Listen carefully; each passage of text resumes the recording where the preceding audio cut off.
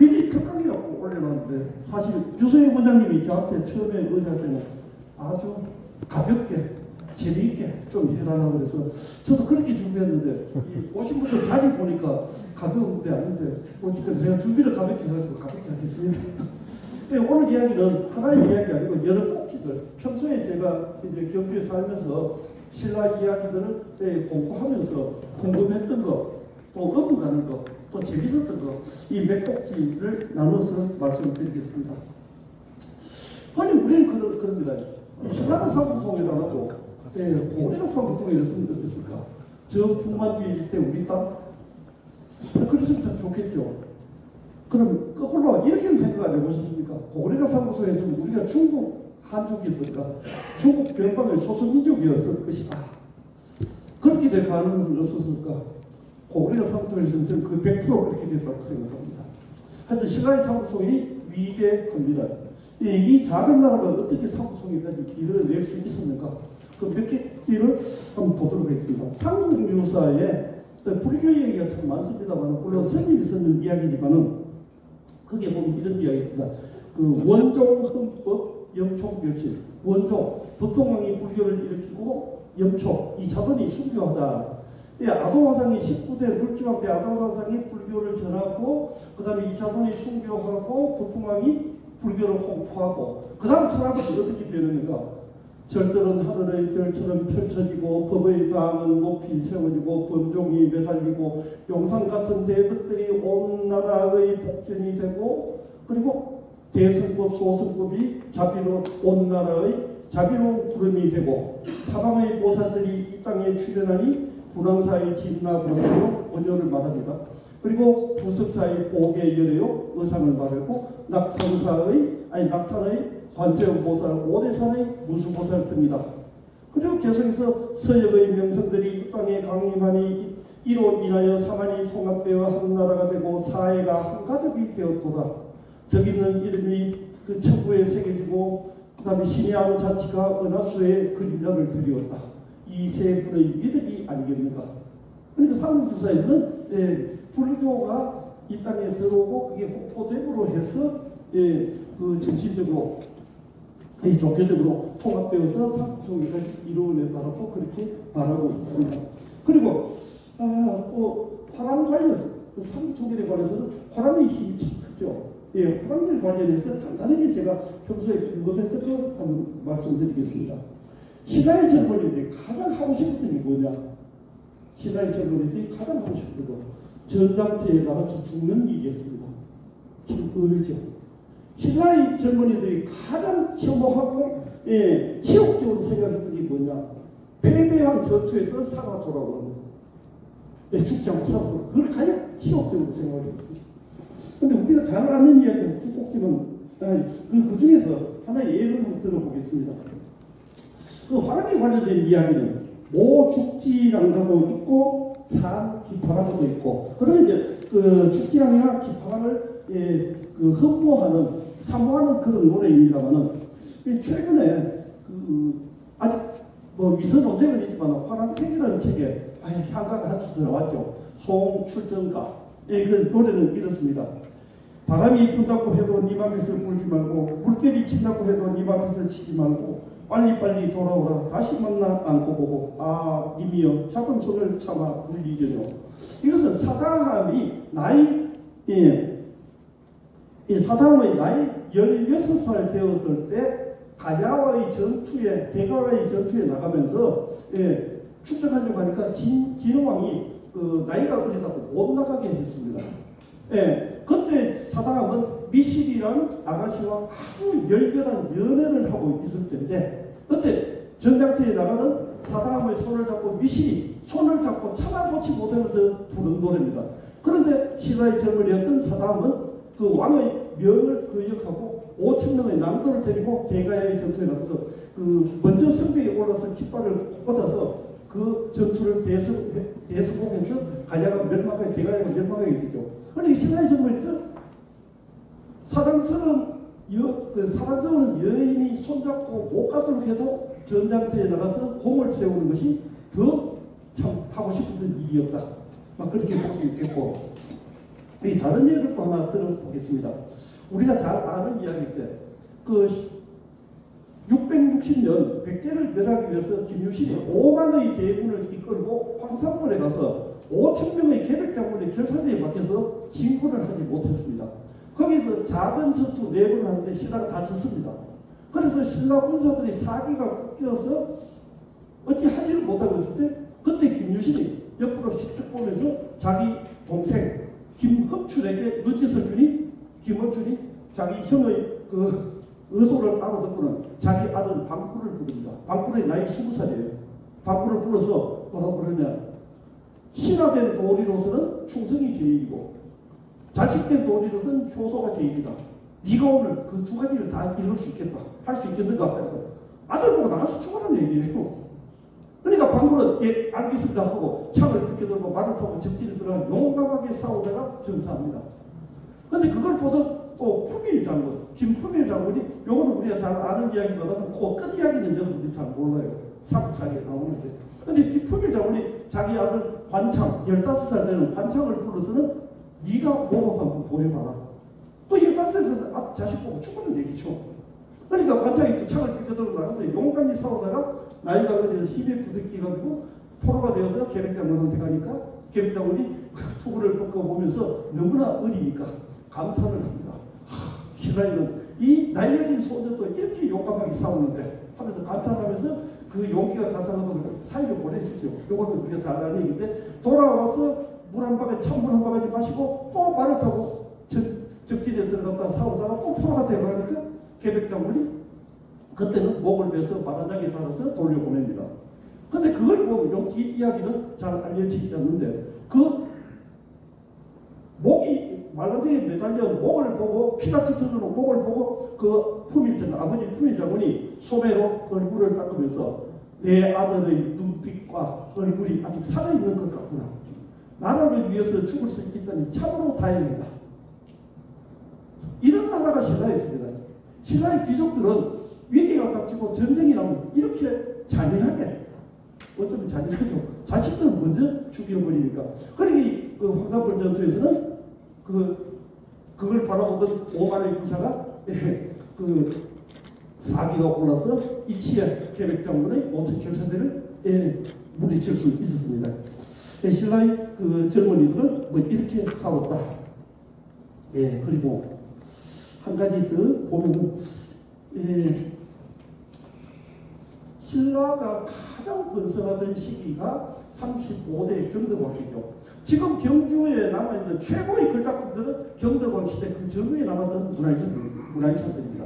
월정교, 일정교, 아니면 그 불국사, 석굴암 다 성덕대왕 시정도 경덕왕 때 만들기 시작했죠. 다 그 시대의 문화유산들이고, 그 경제적으로도 가장 부흥하던 그런 시기였는데, 그때 이제 경덕왕 24년 죽전이었죠. 경덕왕 24년 죽전에 봄 3월 삼진날 왕이 왕궁의 귀정문에 올라서 이 신하들 돌아보면서 내가 오늘 영복성을 한번 만나고 싶은데 누가 가서 영복성을 한번 데려와. 영복성 글자 그대로 해석하면 옷잘 차려입은 스님이 됩니다. 그때 마침 귀정문 아래 큰 광장에 옷을 잘 차려입은 늠름한 스님이 왔다 갔다 하고 있는 신하들이 모셔오니 임금이 보더니만 내가 말하는 옷잘 차려입은 스님, 이런 스님 아니다 하고 보내버렸습니다. 한참을 있다 하니까 저 남산 쪽에서 남다운 옷을 입었지만은 저기는 망태기를 하나 짊어지고 걸어오는 스님이 있어서 임금이 귀정문 위로 맞아들였습니다. 임금이 그 망태기 속을 보니 찬을 다지는 도구가 가득 들어 있었습니다. 임금이 묻습니다. 그대는 누구신가? 저는 충담이라고 합니다. 어디서 오는 길이요? 저는 해마다 중삼, 중구, 지일이면 남산, 사마령, 이런 세족대 차공량을 올리는데 오늘 또 차공량을 올리고 내려오는 길입니다. 나에게도 그 차를 한 잔 나눠줄 수 있겠는가? 아니 차도구를 꺼내서 차를 한 잔 다려올 올리니 차사발을 받아 들고 보니 아주 이상한 향기가 북받쳐 올라 봅니다. 이상하다는 것은 범상하지 아니하니까 최고, 특별 뭐 이런 뜻입니다. 이 차를 마시고라도 그 차사발 속에는 이상한 향기가 그대로 남아있고, 임금이 차를 마시고 나서 다시 묻기를 그대는 참 기파랑을 지은 그 충담 스님이신가? 그렇습니다. 그 기파단을 참여한 노래는 뜻이 매우 깊고 높다던데 과연 그러한가? 예, 그렇습니다. 그렇다면 그대가 나를 위하여 백성들을 편안히 다스릴 수 있는 노래를 지으시라 하니까 그 자리에서 지어 올린 노래가 안민가요. 요즘 말로 번역하면 이렇습니다. 임금은 애비요 신하는 자애로운 어머니시고 백성들은 어린 아이라고 생각한다면 백성들이 스스로 사랑받는 줄 알리라. 굶실거리며 사는 백성들이 사랑을 먹고 스스로 다스려져 이 땅을 버리고 어디로 갈 것인가 하고 생각한다는 나라니 가히 되어감을 알리라. 아, 임금답게 신하답게 백성답게 한다면 나라는 가히 태평할 것입니다. 이렇게 노래를 지어올리니 임금이 기분이 좋아서 그 자리에서 왕사로 모시려고 하니 중의할 일은 따로 있습니다 하고 두 번째라고 흘러가 버렸다고요. 그 태평성대 가장 문화적인 성숙기에 그 초연 선진이 나타나서 벌써 신라는 경덕왕 지나면은 서서히 멸망의 길로 접어들게 됩니다. 나타나서 임금답게 신하답게 백성답게 할 때 참 나라는 태평하다고 그런 엄청난 가르침을 가르쳐 주셨는데 그 가르침은 1260년이 지난 지금 이 세상에도 참 그 가르침이 되고 있습니다. 그렇지 못한 사람들이 너무 많아요. 아, 그리고 신라 말만 가보겠습니다. 신라 말에 가서 우리는 신라가 가장 태평성대라고 생각하는 것이 49대 흥가와 태평성대로 생각하지 신라 시대 때는 기와로 집을 짓고 초가는 없었다.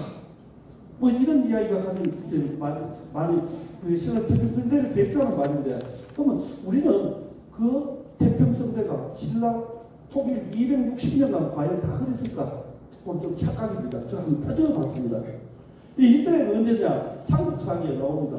신라 49대 흥강왕 6년 가을 9월 9일 왕이 왕국에 있는 월상루라는 누각에 올라서 도성을 바라보니 도성의 집들은 서로 연이어져 있고 거리마다 노래소리가 그치지 아니하여 왕이 헌연하여 뒤에 있는 시중 민공을 돌아보면서 말하기를 지금 민간에서는 기와로 집을 짓고 집으로 짓지 않으며 숯으로 밥을 해먹고 나무를 깨지 않는다는데 사실인가 하고 물으니 민공이 말하기를 예, 저도 일찍 그와 같이 들었습니다. 임금님께서 왕위에 오르신 이래로 음양이 조화롭고 임금 칭찬할 때 음양이 조화롭던 게 최고인 것 같습니다. 음양이 조화롭고 비와 바람이 순조로와 해마다 풍년이 들어 먹을 것은 넉넉하고 변경은 조용하여 백성들이 널리 즐거워하고 있습니다. 이것은 거룩하신 덕의 소치입니다 하고 임금을 잔뜩 지켜세우니 임금이 짐이 무슨 덕이 있겠는가 이는 곁들이 도와준 덕이지 이렇게 또 겸양미트를 바랍니다. 자, 그런데 제가 어느 날 불현듯이 이때 그 흥강왕이 굉장히 노련하고 원숙한 그런 왕으로 보여지는데 흥강왕이 나이가 몇 살 됐을까 한번 따져봤습니다. 흥강왕의 나이는 언제 태어났는지 모릅니다. 그러니까 이때 나이는 알 수는 없지만 적어도 삼국사기와 삼국사 유사에 저거 아버지 저거 어머니 만난 날짜는 나옵니다. 860년 가을 9월 이후에 만났습니다. 그래서 그 이듬해 1월에 경문왕이 왕위를 계승하게 되는데 그럼 860년에 아버지 어머니가 만났으니까 가을에 만났으니까 아무리 그때 만나자마자 바로 잉태했더라도 이때 흥강왕의 나이는 기껏해야 20살. 더 참 한탄스러운 게 또 있습니다. 흥강왕의 치세가 몇 년이냐? 12년입니다. 그럼 흥강왕이 몇 살에 죽었냐? 아무리 나이가 많아도 26세에서 죽습니다. 26 이전에. 예. 그런데 요 860년의 시대가 또 언제냐면 흥강왕 860년 하고 그 다음에 흥왕 그 뒤에 6년 더 있다가 죽고 정강왕이 왕이 올라서 딱 1년 만에 죽고 그 다음에 그 여동생 진성여왕이 왕이 올라서 11년 만에 또 죽습니다. 그 진성여왕 3년 되면은 그러니까 889년 요 사건 9년 뒤에 예, 저 부근에 양길이 일어나고 완산주의 견훤이 일어나고 사벌주의 원종 예노의 발간이 일어나고 온 나라가 도적들이 불때처럼 일어나는 시기입니다. 바로 혼란기로 접어드니까 흥강왕의 요 태평성대는 바로 태풍전야라고 볼 수 있겠습니다. 자, 그리고 흥강왕 때는 또 여러 신들이 많이 나타납니다. 산과 바다의 정령이 나타나고, 포석등에 갔을 때 남산신이 나타나고, 건강령에 갔을 때 또 옥동리는 또 국악의 신이 나타나고, 뭐 이렇게 나타나서 춤을 추고 그렇게 했는데, 우리가 잘 아는 또 저기 그 경포에 갔을 때 처용이, 동해용이 나타나서 처용을 또 돌려보내주죠. 처용이 따라와서 그 이야기 잘하니까 생략하고 그 향가책 한번 짚어보겠습니다. 기업을 밝기다래 밤들이 놀이다 들어서 잘해보니 가랑이 내시어라. 둘은 내 것이고 둘은 네 것이다. 본대 내 것이지만 뺏사람들 어떻게 하리고. 그렇게 춤을 췄는데 그때 그 방에 있던 사람이 역신이었다 그러죠. 그 역신인지 뭔지 아직부터 해석도 못하지만 저는 어느 날 불현듯이 그 서학을 밝은 달아래 처용지는 뭐하고 놀았을까? 그 궁금한 생각이 한번 들었습니다. 한번 고민해 보십시다. 예. 그리고 마지막 이야기. 그 신라는 56대 경순왕이 나라를 들어 왕들에게 바쳐서 신라가 멸망했죠.